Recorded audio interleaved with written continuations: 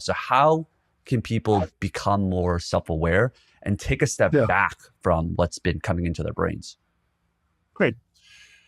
So let's back up for just 1 second, and I'll give you maybe a different frame to think about thoughts. Human brain has 85 billion brain cells. Think of it like brain cells like a marble. Every marble is connected to 7,000 other marbles.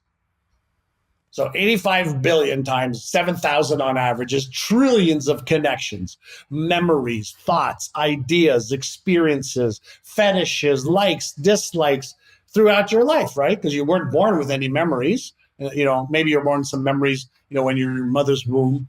And maybe we bring forth with us memories, from our ancestry, maybe.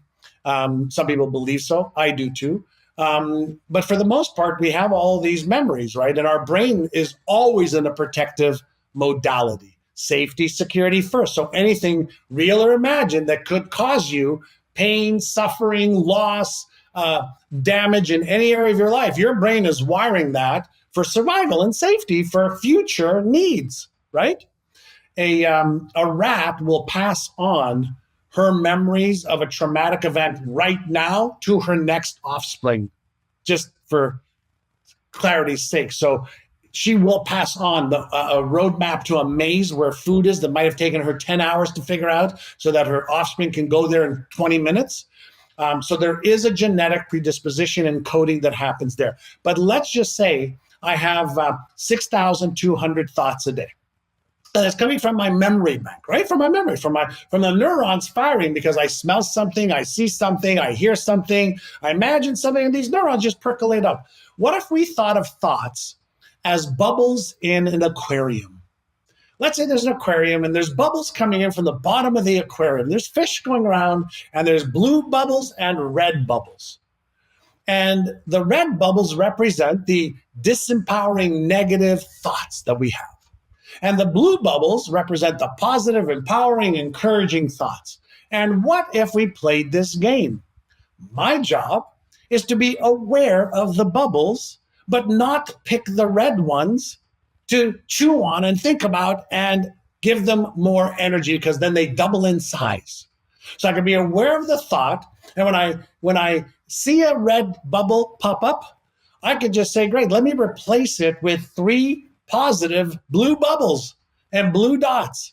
So I replace the negative with the positive, and all of a sudden, within a short period of time, from 80%, I go down to 75, then 70, then 65, then 55, then 40. And through practice, I'm deliberately creating more blue, empowering, constructive, powerful bubbles.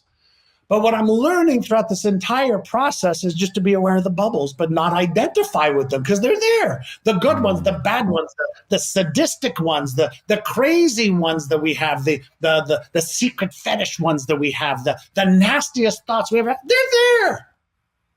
That's not who you are. You have thoughts, you're not your thoughts. You have emotions, you're not your emotions. You have a heart, you're not your heart. You have a brain, you're not your brain. You have fingers, you're not your fingers. We have those things. So now, if I could just say, oh, there's another negative thought. And what if I just said, next, replace with positive, positive, positive. Make it a game.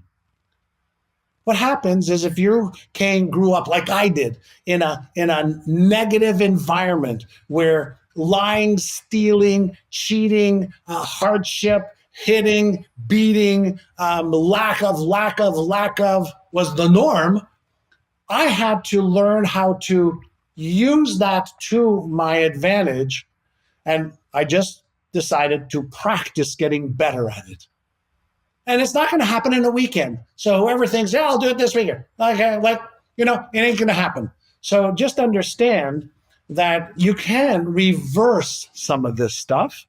No differently than if you're 100 pounds overweight, you can stop eating certain foods. You can start eating certain foods. You can stop drinking certain things. You can start sleeping better. You can start exercise. You can start moving more. And you go from 100 to 98 to 97 to 95 to 94. And you can release that weight, but you have to be committed to the process.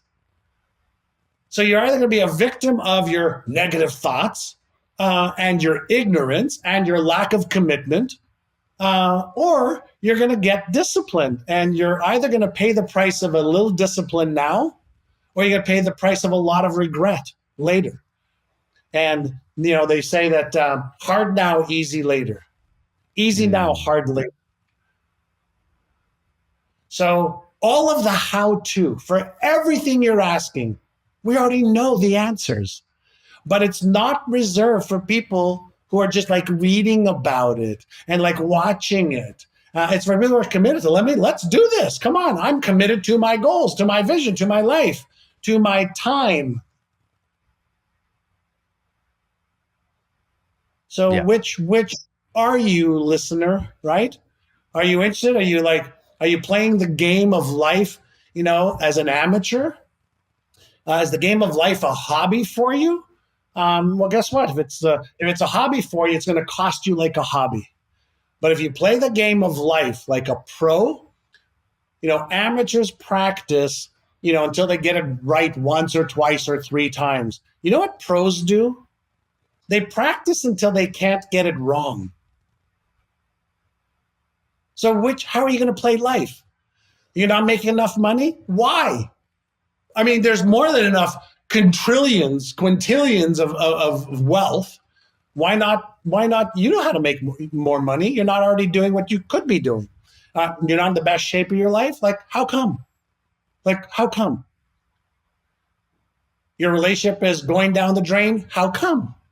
What part do you have in it? What are you missing? How are you behaving? What are you not doing? What should you be doing that you're not doing? Is it always her? Is it always him? Is it always it? Oh, you're a victim then. Play your life like a victim. Okay. You don't have to. That's the stuff that I have discovered and learned. And like everything else, there's foundational things you can do. And, the work that I do around my Innercises for health, wealth, relationship, career, business, finance, sales, leadership, all starts off with self-image and identity. It continues with what would you need to believe? Then it continues, right, with what's the knowledge and skill that you need to achieve that thing that you want, because it's doable. And then how do we set you up? How do you set yourself up to develop that discipline versus the disciplines you're already committed to? Somebody said, I don't have the discipline. I said, bullshit. You're 100% disciplined to your current disciplines.